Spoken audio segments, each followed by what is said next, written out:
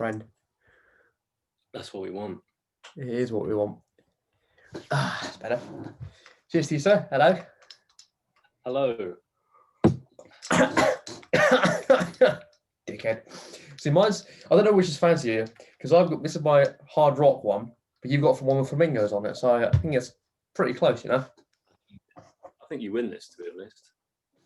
I don't know, flamingo, that's IKEA one for flamingos, right? Yeah. It certainly is. I've had it probably since 2016. We had a load of them, and like the short ones too. But I took them to uni, so a lot of them kind of got a bit fucked up. But did you get just a flamingo, or did you get like, other designs to it? No, they only had flamingo ones, and I thought I resonate with them most. Oh, I mean, it does same sort of eyes, you know. Yeah, and I've got the legs as well. I just thought. You're telling me about having flamingo legs, mate. Come on. Yeah. Should have known. It's not just me here today. We've also got this boy. How is the boy? How are you? Oh, he just yawned. So very tired. You good? Yeah, I had to wheel this chair that I'm sat in over from the other room so I could actually have somewhere to sit, because I didn't want to push him off, because I'm a slave to the animal that lives in our house. So, or you're just a considerate owner, something like that. Or that, yeah, I prefer that actually, to be honest. Yeah, I prefer that. Oh, he's moving. Is he lying on a towel? They're a pair of my pants that are clean, but probably not anymore. What the fuck? He's sleeping on them. Oh, mate, that's adorable. I have to put them away. And he just doesn't care. Just slovenly top. Well, to be fair, if they're freshly clean, they're probably quite comfy. Yeah, I mean, he was sat on a pair of socks that I've since put away, and they were fucking red hot. But he's a warm boy. So, what's in your cup, Matthew? This, my dear boy, is 2 ice cubes and then a vitamin C tablet with a little bit of zinc, just for a bit of zest, you know? Oh, look at you. It's good for the immune system, you know? For an orange. Oh, mate, I wish. I don't actually know the last time I had vodka, you know? A couple of years ago. Yeah, I can't think either. Yeah. I mean, it used to be as we both know, the staple alcohol of choice. No. I think the turning point for me to stop drinking it was when me and you went for the we got those shitty Absolute bottles. Oh my gosh. Yeah. And we were like, oh yeah, let's get the peach one, and then like an apple or something. We were like, yeah, this is gonna be delicious. They both smelled really good. Then we both take like a sip of each, and we're like, Yeah, man. I remember when it was a big thing being able to like take a swig of or like a straight vodka shot and then just not pull a face. Mm-hmm. They were big bragging rights if you could do that. The thing was, you had to. There's 2 ways to do it. Either you had to like wean yourself in with a weaker drink and then you could take it, or you just had to suck it up for the first 4 shots and just knock them back. Yeah. And then it just numbed everything after that. Then you could do it. It was good. I wish I could do that all over again, to be honest. Good is an interesting term because it was fun. Whether it was actually good is another question. Good in what respect? In terms of health or decisions made while under the influence, or what? Oh, for both of those, it was definitely not good. But for the actual like experience itself was fun. It was definitely a lot of fun. Oh yeah. And it's just being able to like wake up the next day and feel shit for maybe a couple of hours, and then by the time it's like 1 in the afternoon, you're all good. You feel absolutely fine again. That's one thing I do. Well, here was a tactic I always that you used that always impressed me, was to just, because normally you'd fall asleep late evening and wake up in the morning and be like, oh, my head. You just skip out the second bit and wake up again in the next day, in the evening the next day. You wake up in the late afternoon like, oh, I feel great. Yeah, just slept through the entire thing. Do you remember that time I got in So I remember your immediate reaction once I did this, remember that time that I got really rather inebriated and I fell asleep in your bed in your old house, Yes, I know what you're talking about. and I took my trousers off. You mug. It was warm. I know it is. I know. I think that probably freaked me out. That made me laugh the most was that Alex was on the floor next to you, like. It was terrified, yeah. When we came in the next day, he was like, "I was so scared, but I didn't want to move." What do you think I'm gonna do? Piss on him? Like, what do you think? Mate, if you're drunk, you could think he looks like a toilet. I don't know.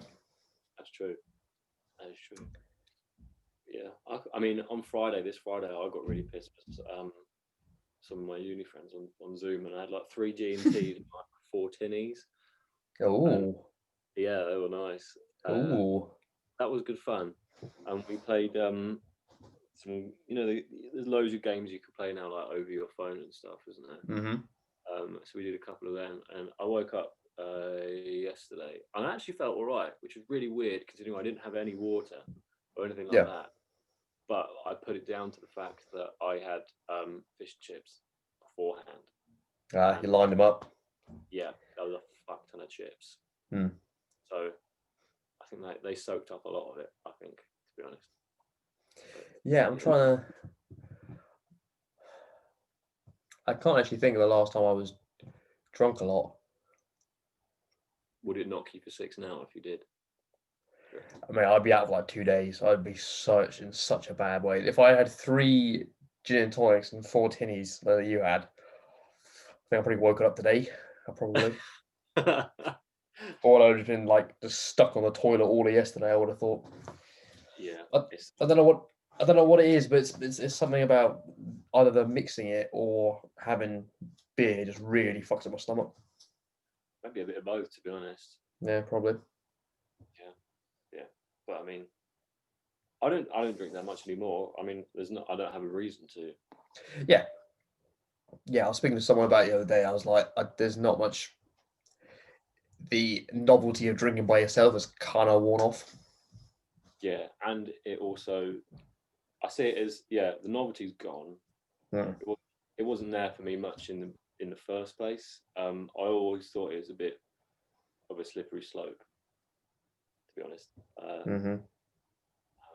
And so, like, if I was like doing like a Zoom thing, or me, like, if it was a Friday, or I just had a good week, then yeah, I'd have like 1 or 2. I'd never just drink because I could, I guess. Never really like that, and it makes me wonder like how people become alcoholics, but then they don't know that they're becoming, do they? Otherwise, they would stop, I guess, or they do their utmost to not become one. Yeah, I think alcoholism is such a multifaceted thing. Like there's a genetic predisposition to it, which is nuts. Like there's just some genomes mean that there's just a statistical chance that it's just going to happen. You're just going to end up doing it. But then other ones are, I think it's just a coping mechanism. But I think it was the predominant ones reasons for doing it. Yeah. I think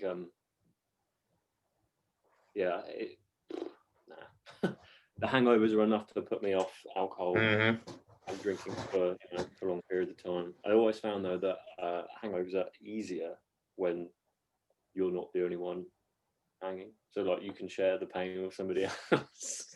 But it becomes like it's like a lesser form of it's like battle scars. Like if you've gone out, done an all night with a bunch of your mates, and then you all stumble home at 6 a.m. and wake up at midday. If you're all there, like you're like, yeah, that was fun because it's funny because you're all shit. It's just funny because you're all there. Yeah. There's a camaraderie about it, about suffering together. Yeah, it's when like you wake up after like a Zoom call in your fucking bedroom, and you walk home is literally maybe like 2 steps that way, and you wake up the next morning, you feel shit, and then like everybody else in your house feels absolutely fine, and it's like, yeah, it's just not fun. Mm-hmm. But yeah, what does your 2021 have in store for you, Matthew? Good question, my friend. I'm trying to think so far what I've done that's any different. nothing much different at the minute beyond anything else. I've got a lot of books to work my way through, which you never would have known. But I'm currently reading. Shall I grab it? You reading books, God. No, you got to start somewhere, you know. Yeah. I'm actually reading this book, which is called the 50th Law, which is there's a guy who's written a previous book called the 48 Laws of Power. This dude called Robert Greene, but this is one where he's doing the same thing, but it's about 50 Cent. Oh, right. Okay. So the two of them are kind of doing it together. So the guy, Green is basically taking 50 Cent's life, and there's basically just he's got to talk him through all of the decisions he's made, and then applied like the use of power and stuff to it. It's very good. It's very interesting. You know what? I've actually gone. No. Go on. You start talking. I was going to say that I've read one book already this year. Oh yeah. Which is a fucking first for me. Mm-hmm. Not that I've never read a book, but not for many, many years. But the next one I'm reading is a very, very old one by Michael Moorcock. That's a really bad surname. Was it any good? Yeah, it's not too bad. If I can find the one that I've already read, I think it might be.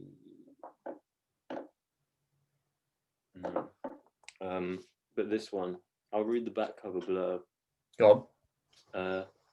When Jarek Carnelian meets Mrs. Amelia Underwood, a lady time traveller from 1896, he determines to possess her and finds himself being plunged backwards in time to Victorian London. An alien heat is set in a world of crazy jeweled cities with rotting technology. It is an example of the mighty imagination of Michael Moorcock at its most magnificent. And there's some really weird things in there. Go on. Like what?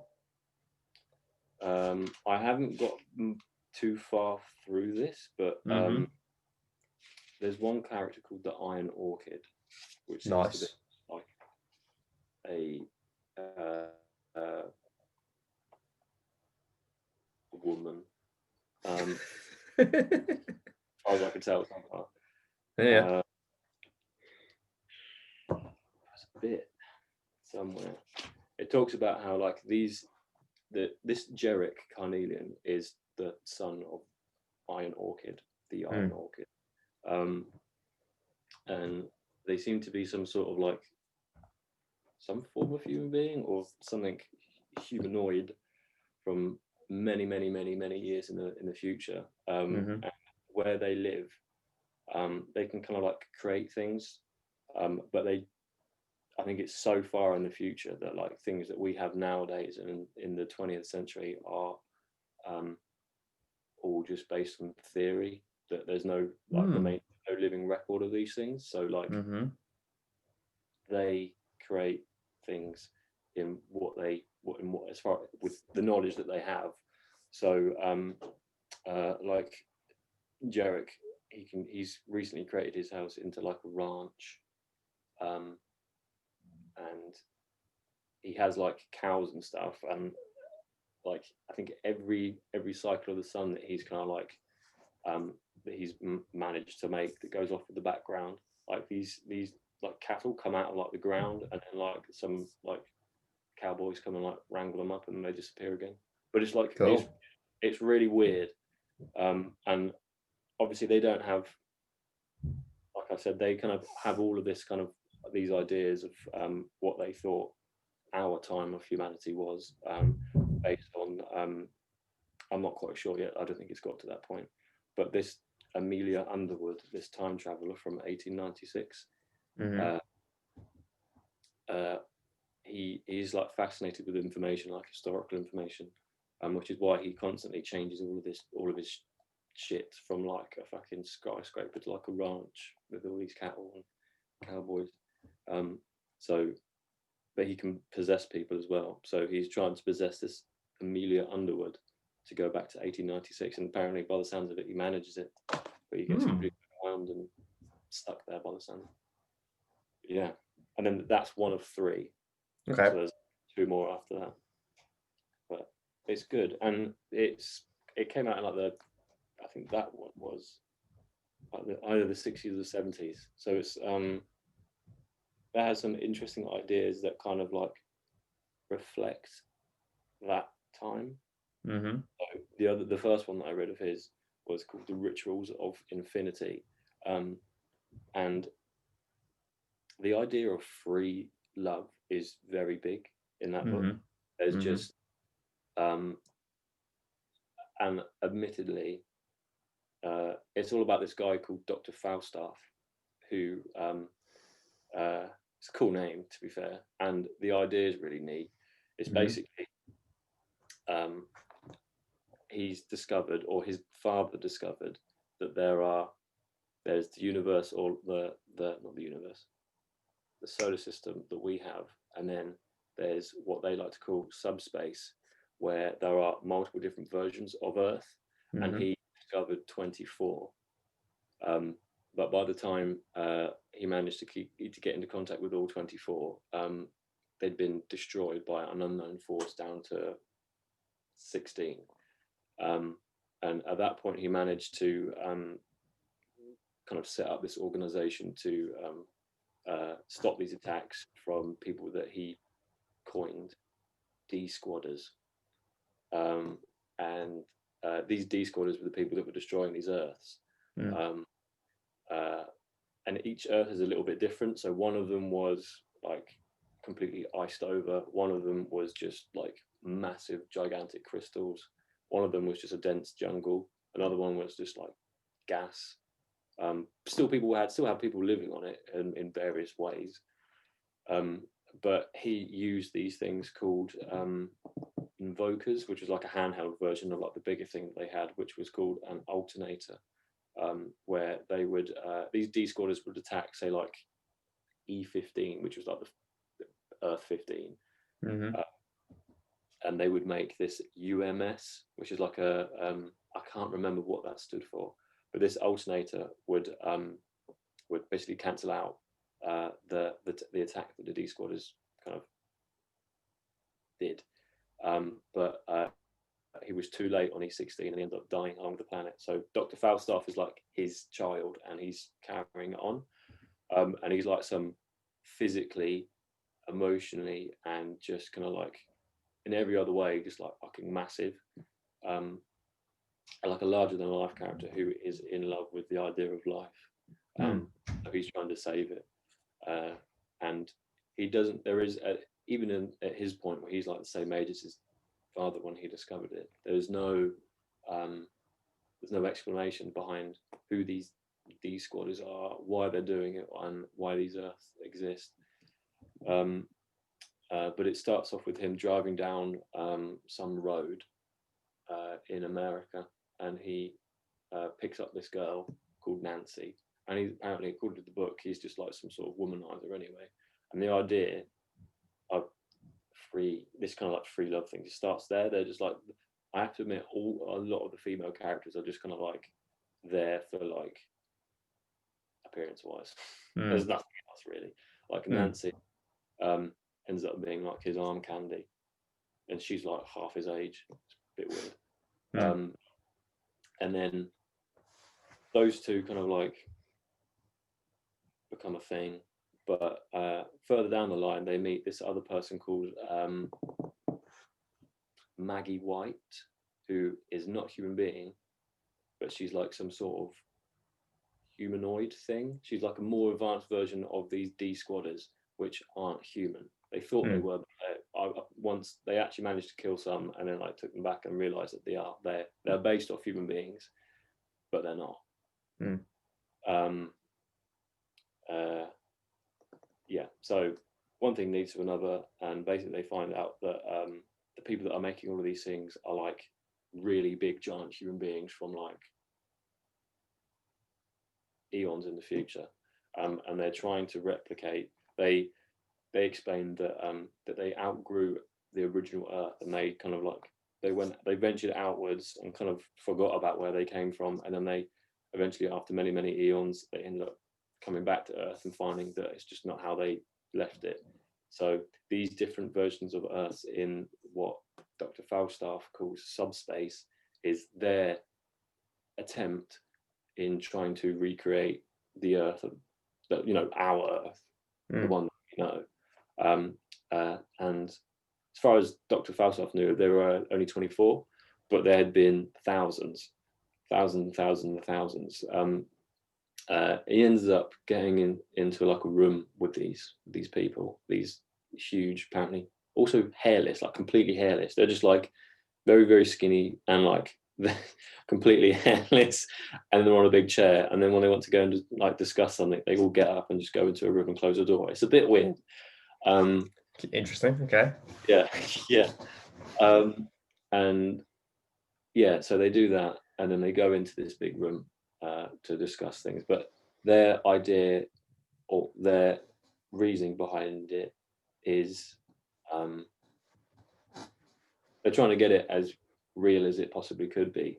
But the people that live on these Earth, they don't know, they have no idea what's going on. So for example, the Earth that Dr. Falstaff is from is E1. So it's not even the original Earth, but he doesn't know. He doesn't know that. But everybody else on these Earths are just completely oblivious to the fact there are lots of other Earths, and that their surroundings aren't what they're supposed to be. In other words, everybody's in like a dream state, but occasionally you get people like Dr. Falstaff that slip through the cracks, as it were, and end up realizing that this is not normal. So he puts the question to these kind of like other beings. I wouldn't even really call them humans, to be honest, but he comes to them and he kind of says, why can't you just let it play out? You've tried thousands of times, none of which have come any closer. Why don't you just let these play out? Each one of these Earths that you have left has a part of what makes Earth Earth.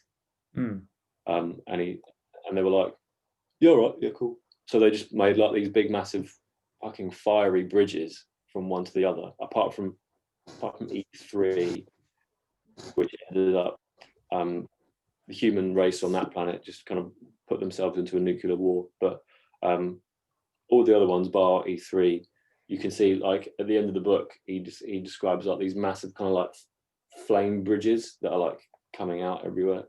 And then you can see all the other Earths in the sky, and it sounds really cool. And then him and Nancy just go and shag, and that's it. That's literally how it ends. What's the? Hang on, write this down. Where's my? I probably butchered the entire thing. No. Hang on. Yeah. Be cool. All right, we're good. My pad was over there. What's the book called? It's The Rituals of Infinity. That's infinity spelled with Y, not E. Oh, right. Okay. And what's the guy's name again? Michael Moorcock. Cool. I'll have to give it a go. You said that came out in the 70s, yeah? Yeah. Interesting, because there's a lot of things in there. So you would have had like for other sci-fi authors, the probably biggest one I could probably take from that would probably be Isaac Asimov. But he's more about like robotics and space travel as opposed to alternative realities or alternative versions of the books there. That's very interesting. Yeah. Because a lot of people have done. Isaac Asimov, because you say like robotics and stuff, is that like near future or is that like years in the future, or what is that? What? Yes. So he would have done. So this is what I got for Christmas. This is his Foundation trilogy, and that's a book about basically space travel. But this like revolutionized and created the space travel and sort of theories that we've got moving onwards. So you've got like. Later. Can you put a lid in it, please? Sure. Thank you very much. So he would have done. This is that one. This book is from 1976. This actual book, but he would have pioneered all the different stuff about, living on far-flung planets, expeditions, finding lost civilizations, lost species. I haven't read it yet, but it'd be very interesting. But this first came out in 1953, I think. He did some other books at that sort of time as well, but he kind of like revolutionized everything, but like the whole, thought, or conception of space travel and going in the future and stuff like that. So you would have Star Wars come from it. You would have Star Trek, Deep Space Nine, all that sort of shit. Babylon 5, whatever. Stargate. Yeah. But Stargate's more like reality dimensions than space. But anyway, so he would have been like the foundational author to basically set all of this going forward. This is one of the most prolific 20th century sci-fi writers of all time. I have to look at that because these things are genuinely interesting. I feel like because they're the first ones or the first of this, huge genre of like sci-fi in general. Yeah. That they have respect. Well, at least with Michael Moorcock, I don't know with Asimov ones, but they're not your typical sci-fi in the sense that like they have some weird themes that run through, or just things that you wouldn't really put in that kind of category. And I feel it's at a time when there wasn't a recipe to make a successful sci-fi story like there is now. You know, a beginning, middle, end, equilibrium, disruption, and then equilibrium again with potential kind of like backdoor to a sequel. You don't need much more than that, right? Yeah, dude, that's a good formula straight out of the gate. Yeah, and so I feel like a lot of ones there might be the same with Asimov's ones, but like with his, it's like they're just trying stuff out to see what fits. So they're like they're slightly wackier or slightly more off the wall than what we would consider a science fiction or a sci-fi genre-based book, which I like.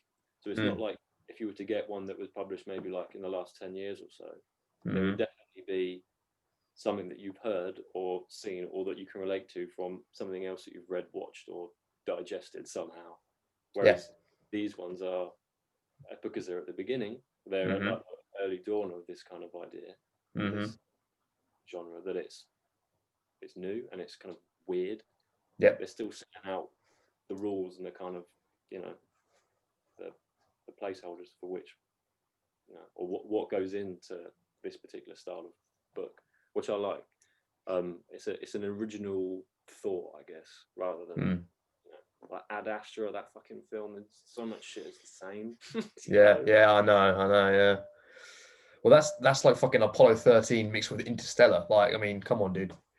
Write something original, Jesus Christ. But it's interesting to that, not the Rituals of Infinity, but the other one you were talking about, because that to me looks like would have been the inspiration for Mortal Engines and the Northern Lights, because Mortal Engines is all about set so far in the future that its technology has been lost. So they look at what we have now, and they're like, oh, it's like mythical creations and like magic.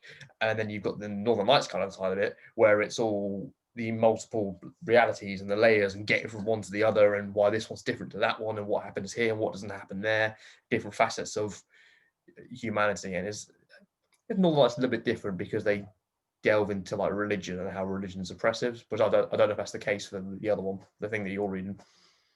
As far as I know, I don't think so, not yet. But okay. It's I expect a lot of these people with like Philip Pullman's no doubt heard of Michael Moorcock, and probably has. Their pool of references are vast, I imagine, where they get all of their things. I suspect. But yeah, have you?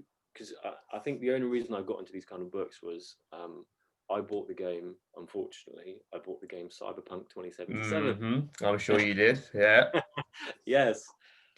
You poor man. Yeah. And while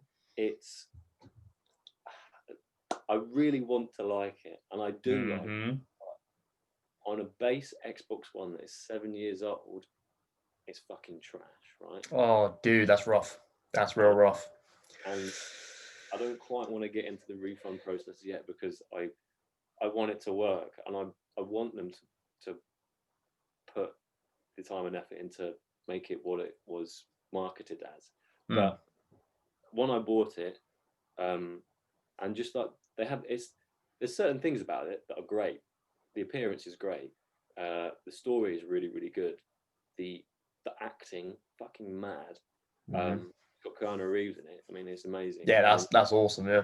Yeah, and the music is spot on, absolutely brilliant. It's just the internal kind of like behind the scenes bits, so like the depth and the complexity of the AI trash, the police system, awful. If you run somebody over or shoot somebody, like a civilian or something, the police will they will just materialize behind you or in front of you, and then if you run around the corner or like get in your car and drive away, you lose your star. It's like it has like a star system like GTA does. Oh yeah. It will just you lose it and it will be back to normal again, as if the person you just killed didn't matter. Yeah. But anyway, I'm getting off track. Though that whole not at all, mate. Carry on.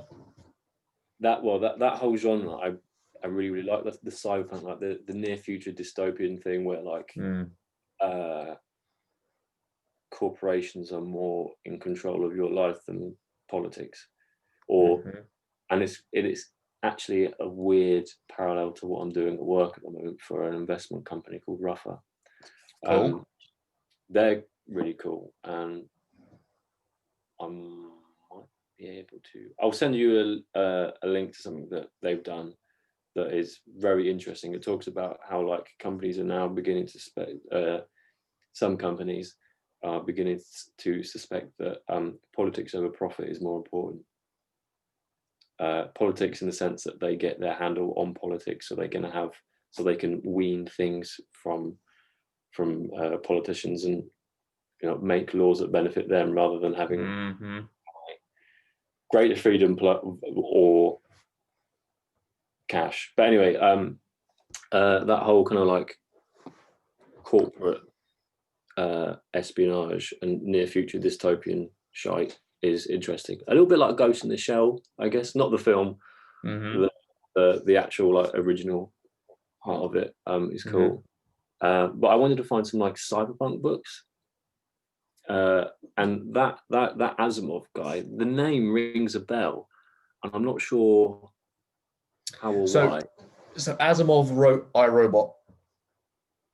Right. Okay. Yeah. So the fundamental tenets of that film, or what he created. So he wrote that in, I don't know, 1960. But they made it a film, 20 years ago or whatever. So that's basically where you would have seen it, or where it would have started to ring a few bells. Yeah. Okay. Because I swear his name Asimov is in the film. I swear they referenced that. Probably. Yeah.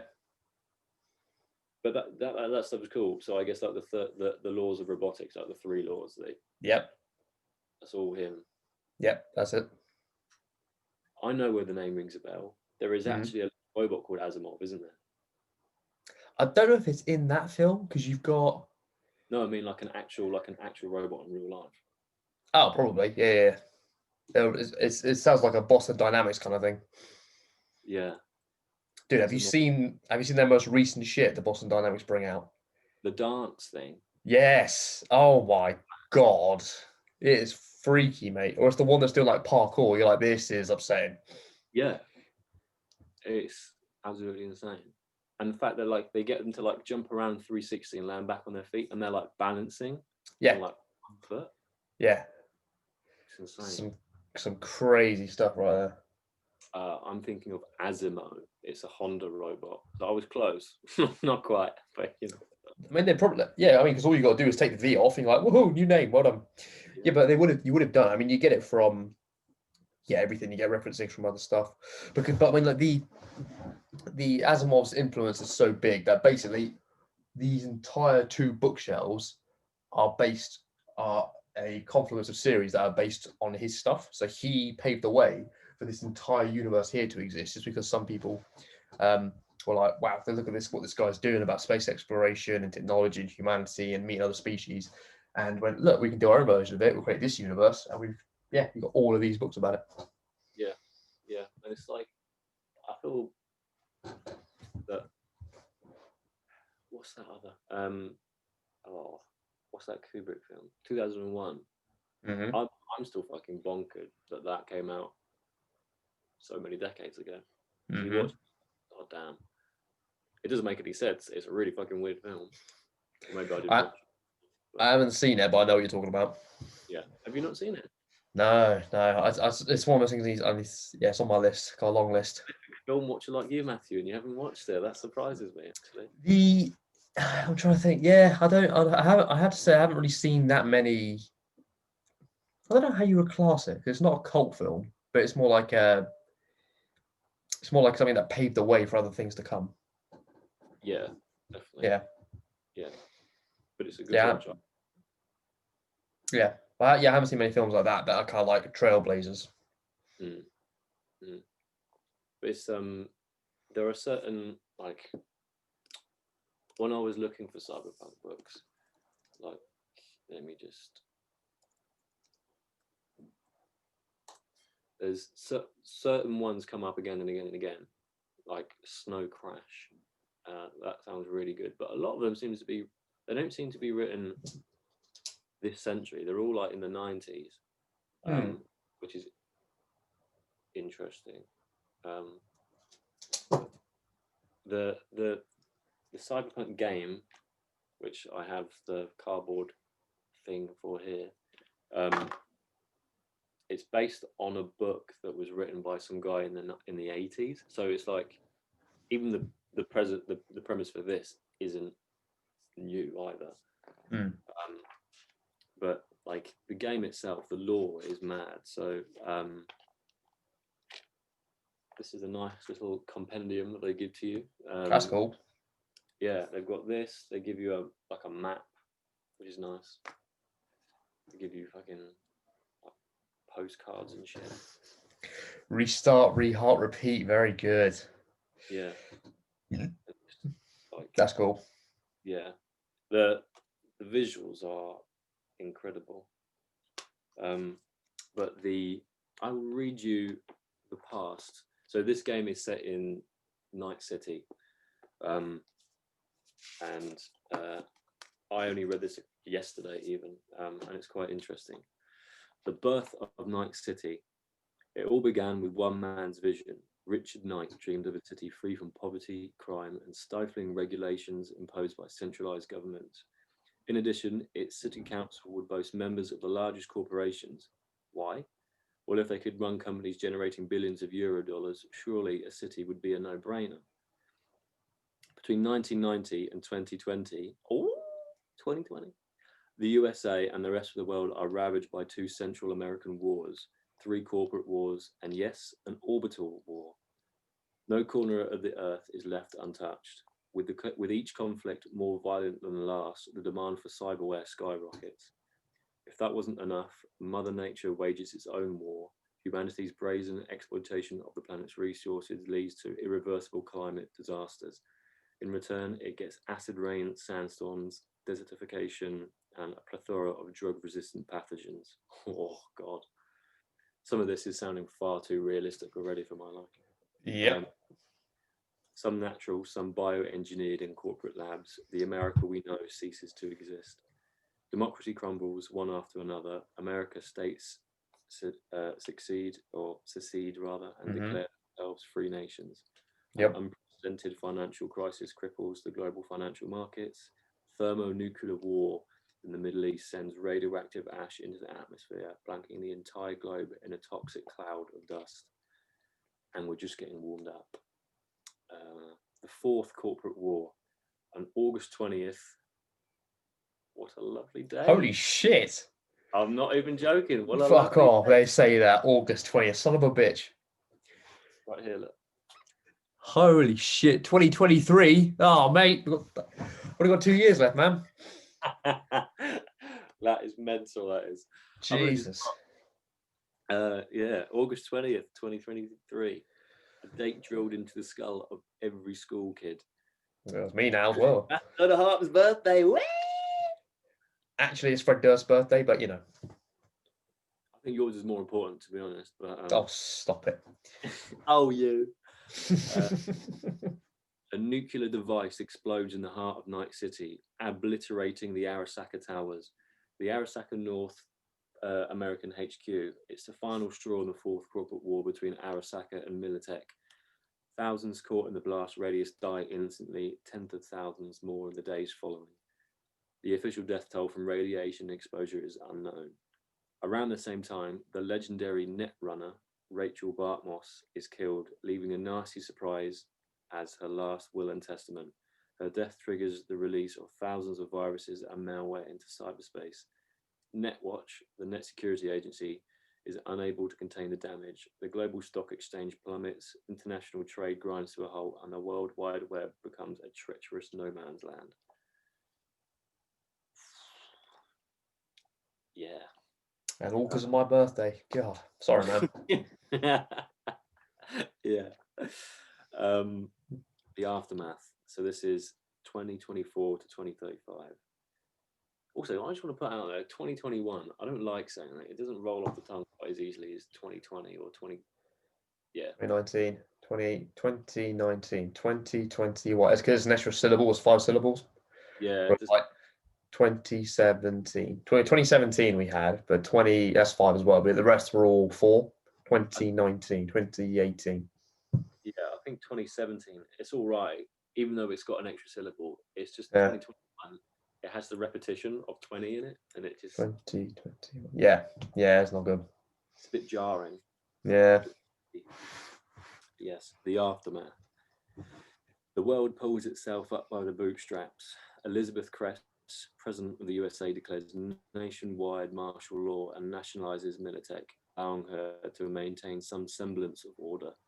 Meanwhile, Japan and Europe are too preoccupied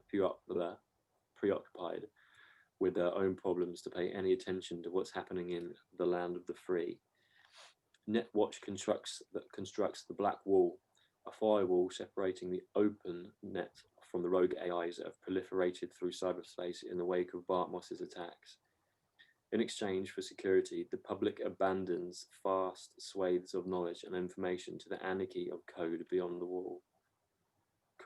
Corporations begin to aggressively privatize previously owned farmland, disenfranchised and nowhere to go. People begin to band together in sprawling group and clans. Mobile and in need of work, these clans eventually specialize in transport. Soon they take over the trade routes between states. Decades of upheaval and displacement indirectly give rise to the new social class, the nomads. Reconstruction and unification between 2035 and 2070. American cities begin to rebuild.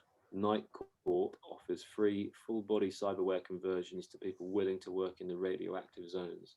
To meet the needs of a newly booming population, dozens of mega buildings spring up from the rubble and debris. Under Netwatch's draconian oversight, cyberspace becomes ever harder for netrunners to move unrestricted. With ever more complex structures hidden from public view, the World Wide Web becomes a thing of the past. Determined to once again reunite the free states under one flag, the newly elected Rosalind Myers ignites one last war with the help of Militech, the so-called Unification War. Only Texas and Northern California, led by Night City, hold out. City Councillor Lucius Rhine strikes a deal with Arasaka. Soon enough, a gargantuan aircraft carrier enters Coronado Bay. The Myers-led NUSA, in brackets, New United States of America, decide to back down. Recent years, so this is 2070 to 2077, the year that you play this game. The warring states, with the exception of Texas, sign a unification treaty ending the war. Night City becomes a free city, independent of the NUSA. Lucius Ryan, Night City's new mayor, grants a seat on the city council to Arasaka. For the first time since 2023, the Japanese Zaibatsu is greeted in Night City with open arms. It quickly begins rebuilding its headquarters in Corporate Plaza on the very site where the Arasaka Tower once proudly stood. Once again, Night City bathes in the free flow of capital, the rich in their jacuzzis, the poor in cramped, filthy showers. And that is the history and the lore behind what should have been a good game that turned out to be. So what specifically other problems have you found with it as well? Because I know other people have told me what they found a problem with it. I just want to hear from you what you found. besides the police system and the like the AI issue, Yeah. it's just like quality of life things. A lot of people experience just like crashing bugs, which, to be honest, I haven't had much of. I've been Interesting.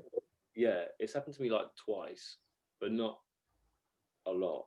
What really confuses me is how the game is like it's completely identical to every person that's got it, right? But the way that it affects certain people is really peculiar. Or like that with anything, but with this game it's really odd. So like one person said they were playing on PC, which is easily the best platform to play this on because you can have a fucking shit hot PC and it can run fine. Yeah. But they said like it runs really well, but then all of a sudden all the trees would just, I don't know how to explain it because I've watched the capture of it, and the trees just go from looking normal to just being like stretched out right from like the horizon, the edge of the horizon. These trees will just stretch all the way out and then just past you, and they would do it like all of them would do it just suddenly, and then that just causes something else where yeah, it's just so weird. It's just so peculiar. I was going to say, if the game is trying to match the physics of that particular thing happening, it's going to be like the trees got to go through buildings and other trees and people and stuff. It's going to be like, what the hell? Yeah. I don't doubt it's probably, a lot of the consumers, probably me included, have no idea how hard it is to make a game like that. It must be fucking so difficult. But then again, they've been building this game for 7 years. Yep. But apparently they started again from scratch, more or less, a year or two before the release. It's been put back, yeah, it's been put back. It's been put back about 3 or 4 times. It's been a bit weird. But do you think they should have kept pushing it back till they got it like nailed it? Yeah. But that's not the developer's decision to make, unfortunately. Like a lot of games nowadays, they come out and then I think most people just expect that game to be finished post-release, like patches and stuff. Yeah, true. And that's the making of the suits in these companies that push these games out.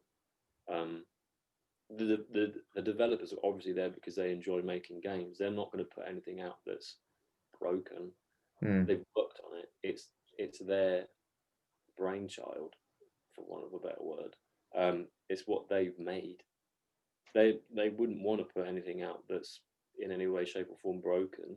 It's the people that promise things to, shareholders and like EA that push for certain dates. This was supposed to come out in April last year, and then they pushed it to November, and then they pushed it to December, and that's when it actually released. They probably wanted to get it out in December at the very latest because it's before Christmas. Yeah, that's probably just it.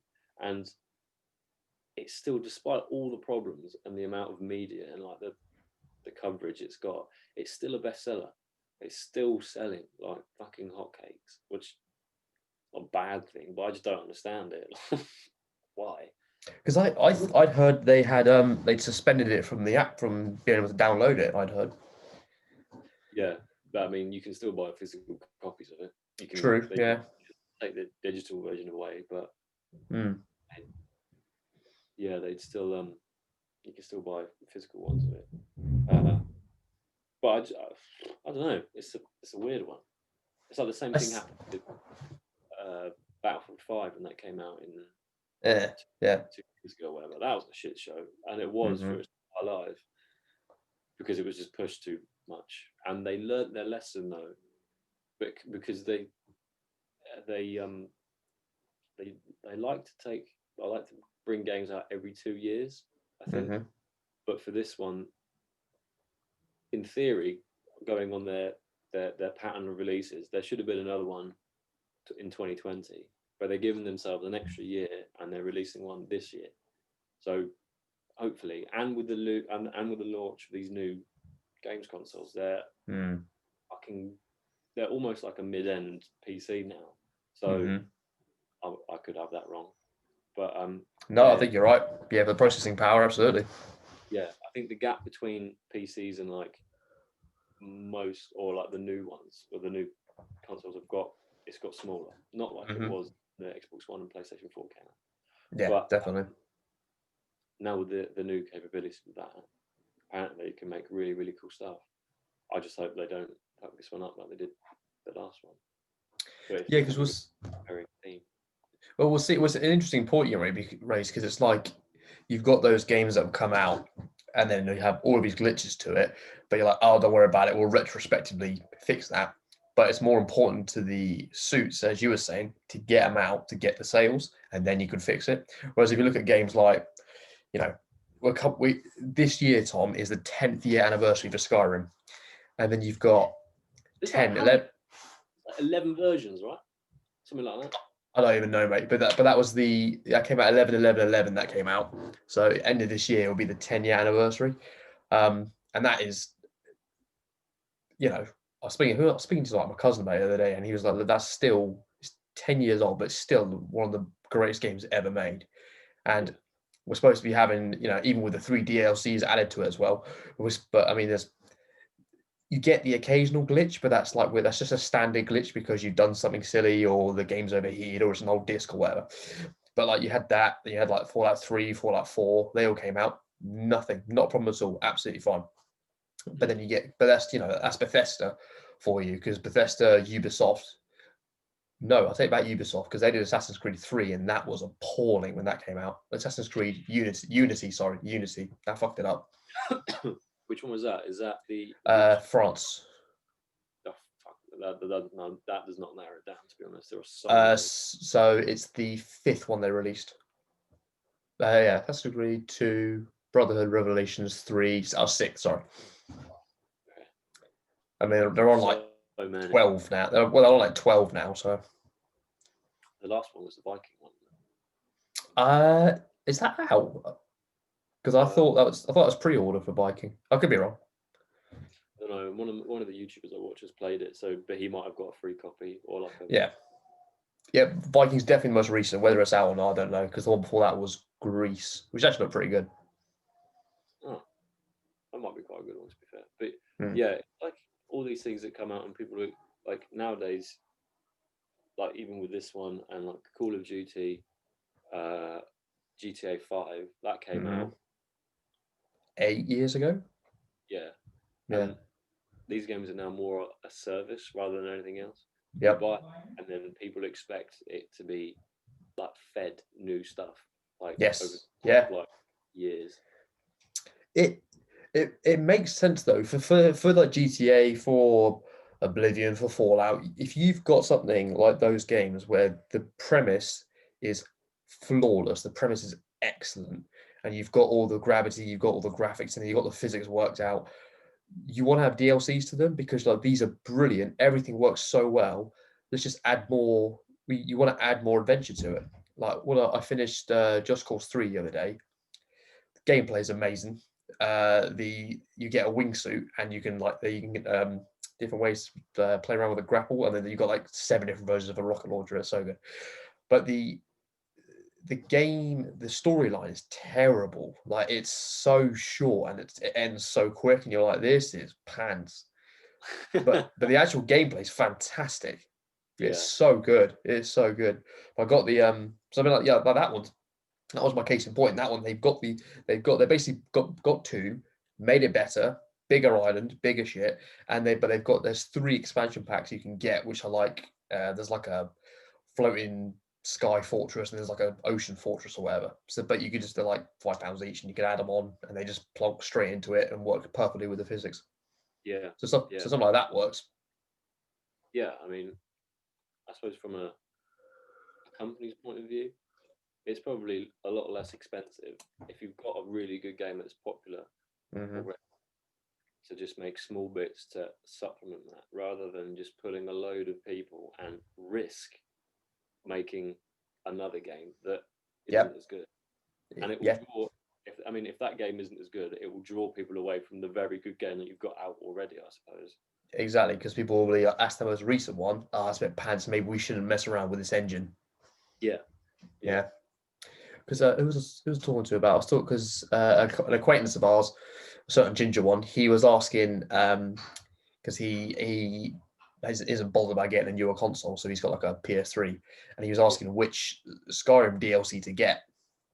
And I was like, that's tough, because he was like, do I get Dragonborn? Do I get Dawnguard? Which one's better?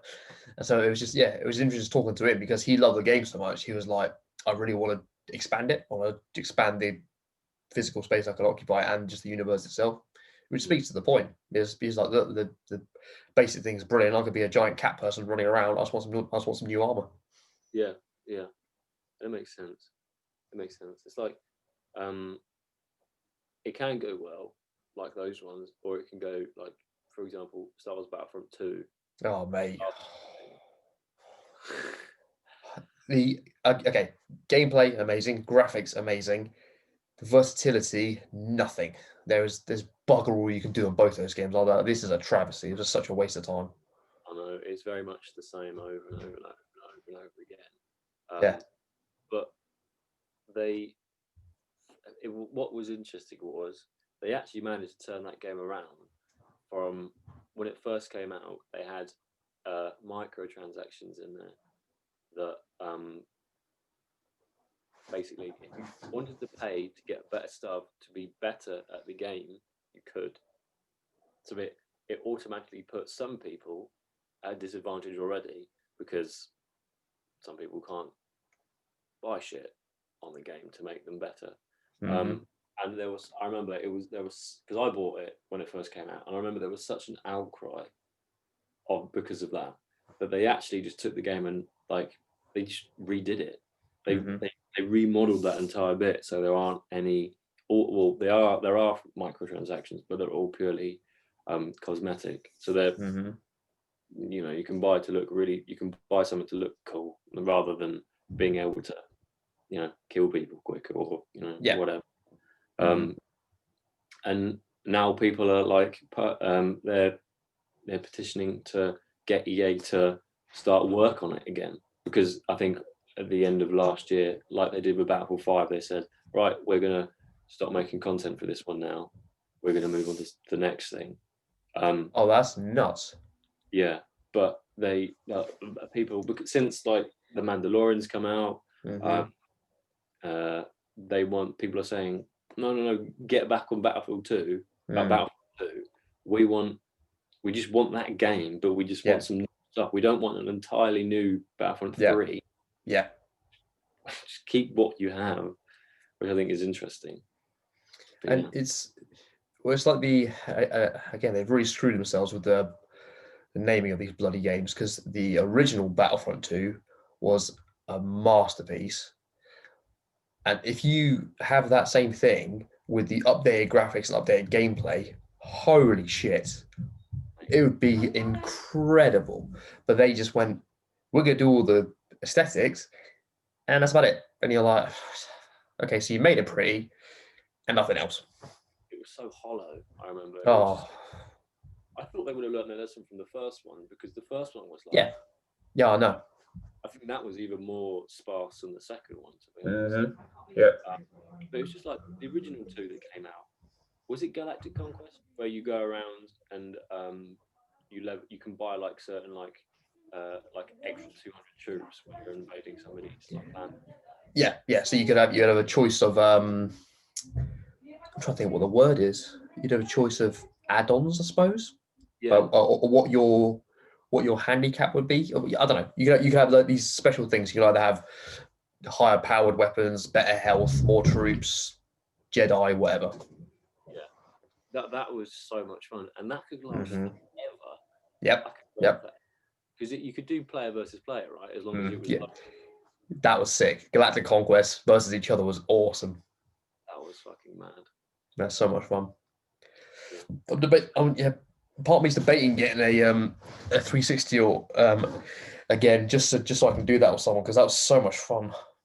They are. I think I think for me, I would like to, but it's almost, in a way, it's like that saying, never meet your childhood hero a bit. Mm-hmm.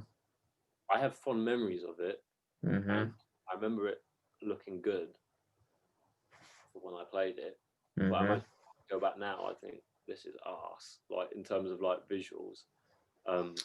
Maybe. I think I'm worried to ruin that. The only thing that made me disagree with you is I've heard people who have been diehard Quake fans ever since it came out, Yeah. and they started playing it again. They're like, it's still so much fun. Yeah. So I think there's hope for us because I'm sure we can do the same thing with Battlefront. I mean, that's so much more versatile than fucking 2D Quake, for God's sake. 2D Quake though, I remember I played it around Richard's house ages ago. Oh mate, well, weird game. There is a skill to that. It's just because you strafe so quick going like this, and you got to shoot at the right time. So when they strafe and your round kind of like hits them, it's such a weird game, but it's so funny to see like the game's development like that. That would have been like one of that and the original Doom would have been like the first versatile shoot 'em up. And just to see the change as what you're playing now, it's incredible. Like it's amazing to see that proliferation. It is, and it kind of brings me on. I was talking to my dad about it a couple of weeks ago. Was it a couple of weeks ago, or was it maybe a bit longer? I can't remember. But the idea that not necessarily games and kind of like consoles and stuff, but just technology in general, that it's moving way too fast for human beings. Yep. Way too quickly. That's why you have this shit that's going on at the moment, I think, to be honest. Absolutely, no question. I was talking to somebody about it earlier. You know, that sad story that happened in Bugs Bottom. Mm-hmm. You know what it was about? Yep. Yeah. That is a direct influence, as far as I'm concerned, of social media. And absolutely. And the person I was talking to said, yeah, but we had that when we were 13. I was like, yeah, we did. Well, we did to an extent, but it was nowhere near as integrated and as deep set into our society as it is now. When we were 13, mate, we didn't have Snapchat, we didn't have Instagram, we didn't have Twitter. Facebook existed, but we didn't have it. We fleetingly used Bebo, and we had fucking Sony Ericsson and Motorola flip phones. That was it. That the only way we could communicate with each other was the occasional text or hardlined computer MSN. But it was bliss though. People who have grown up without that, they do not understand how good that was for our mental faculties because it meant that we could go to school, do our 6 hours, come home, do our homework if we had any, and then we could spend the rest of the evening still chatting to all our mates. But as soon as we came away from the computer, that was it. It was gone. It was gone. There was nothing. This didn't exist. This wasn't there. These didn't exist. This didn't exist, and it was just cool. Okay, I'm away from technology. What have I got now? Oh, I've got my book. Lovely. That's it. You go to bed. Start the day again. Amazing. You clear, defined start and end to these things. Yeah, that was about to say. There was no grey area. Yeah. Like whereas now, it's if you. I mean, some people probably have, not people of our age perhaps, or I expect there are. That some people probably just have phones and have all of these things because everybody else does. It's like people like in America with firearms. There's probably some people that have them that don't believe in them, but everybody else around them has one, and you're at a disadvantage for not. And I think it's become this has become too many people's lives, and yeah, that's why that again. That's why I was off it and still am. It's because I Yeah. kind of realised that if it was a normal year, none of this would have happened. You know, virus and whatnot. I probably still would be on it. Maybe, maybe not. But it's just that I think because I had nothing to do, Yeah. I was just out all the time, and so I kind Yeah. of lived there. Mm-hmm. I quickly realised that was a very bad idea. And obviously, I think that kind of decision comes with age. When you're 13, that's not what you're going to be thinking about. Mm-hmm. And the reason why it happened just adds even more, just like fuel to the fire. Like, why are you doing these things at your age? It's weird. It's just so weird. And the thing is that that's not even that far. That's what like 10, 11 years in the future ahead of us. Yeah. Not too much. Not No. too much time. Which is what is it going to be like in the next 10 years? What are those people of that age going to be like again? Well, Elon Musk was saying that he thinks we're going to have Neuralink within 5 years, which is implanted chips. Oh, I do not want that. No, and it's how he's mastering it and how he's creating it is his solution for blindness and deafness, and for people with like brain injuries. That's what he's saying he's using it for. So obviously it's honourable ideas if you can give sight to the blind because of this thing you can put in their head, and that's amazing. But it's going to be expensive as shit, and the people who have a lot of money can afford it. They're already successful, and they become even more successful because they've got a computer built into them. Yeah. So you're like, that's not a good thing, mate. That's not good. Adds to polarization. The wealth gap is just going to increase because imagine, because people who are successful are already very productive. You add a computer processing power of an Intel fucking Pentium processor in their head of whatever degree, it's just going to be magnified. So, and there are already things there that it's fireworks. Geez. There are already things out there that help with those things. I know he says it's a bad example or a far-reaching one. Like the internet was originally made for scientists to talk to each other, and look where it is now. You can find boobs on the internet. It's like, well, and that's the most benign thing you can find there. Well, Facebook the same. Facebook was a forum for university students to talk to each other. Yeah, and people will just see the value of it, and so Elon Musk saying, "Oh yeah, it's for blind and deaf people to be able to hear and see again." Yeah, cool. And then he's going to realize I can give this to anybody, and they can be, super fucking, have much more, processing thinking power. Why wouldn't he? I mean, it's obvious where he's taking it. He's just giving it a nice ethical spin for people to go, "Oh, that's so cute. You crack on." Absolutely. And it's, like any reason anyone makes anything is it's going to be a lot of money. Yeah. There are so many things that adds to polarization. This world is fun. Well, here's, I think, where look, let me show you. You've inspired me, my friend. So let me show you, in light of your abstinence from silliness. That's my little phone, and that you should be able to see it says WOFT. Yeah. And that means waste of fucking time.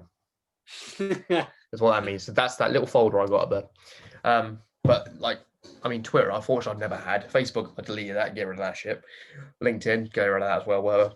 So I've just got that, but I've whittled it down to like the people I basically just talk to, because I don't care about the rest of the shit. But yeah, I was like, beyond that, I look at it once a day for 5 minutes, if that. Yeah. Probably less, like 2 probably. And I'm like, all right, done. I'm out. Or I'll use it for this, that's it. But I think the key thing that we've learned, like you're saying, and we've learned this year, is that awareness is step number 1. if we're aware of our over reliance on stuff, then we can do shit about it. It's like you've done. You've cut yourself away from it because you know it's not good for you. I've cut everything down and cut it back and know what's good. I try and get out and about all the time. I bought so many books. I had one bookshelf at the beginning of 2020. I've now got 3. Wow. And I've read pretty much all of them. I've got over 600 books here because I refused, because I was originally reading them on here, and then I was like, why am I doing this? I need an actual book. I need to actually feel the fucking pages as I'm turning them, you know, because it's a grounding. You're staying in the physical world, which makes it so much better for your mental state than living on this fucking ethereal nonsense. Yeah. Oh, ethereal nonsense. I like that. Ethereal. Let's write that down. Ethereal nonsense. It's a new band. There we go. Yeah, that's good. But yeah, I mean, the only things that I have on my phone at the moment, I deleted Reddit recently because that was just. Oh, mate, it's endless black holes, that one. Yeah. LinkedIn, I barely use it anyway, so I've Yeah. got no reason to delete it. WhatsApp is like the closest thing. Oh, that's fine because that's just communication, that's just text, whatever. Yeah. That's about it, really. I don't really have anything else. Yeah, that's all you need. Like Facebook time to time on browser, but it's just not fun it's not as easy as looking at it on your phone if you're on your browser, especially if you've got a big screen. It's kind of shouting at you. You want to get off it. But that's where you nailed it. You've done it absolutely right. It's like you've done it in a way so that it takes effort to get to it. And once you get there, you're like, I don't actually enjoy this. It's like, why am I doing this? But it's like I took eBay and Amazon off my phone. I was like, I can't do this anymore. I've got to take these off, get rid of them. So if I ever want to buy something, I then got to come upstairs, physically type it in and find it. And by the time I thought about doing that, I'm like, nah, I'll just leave it. I don't need to buy it. Yeah. I mean, part of me, like the idea of not using Amazon anymore is kind of beginning to creep into my mind, just because of how they operate, I guess, how they treat the people that work for them. The guy who owns it.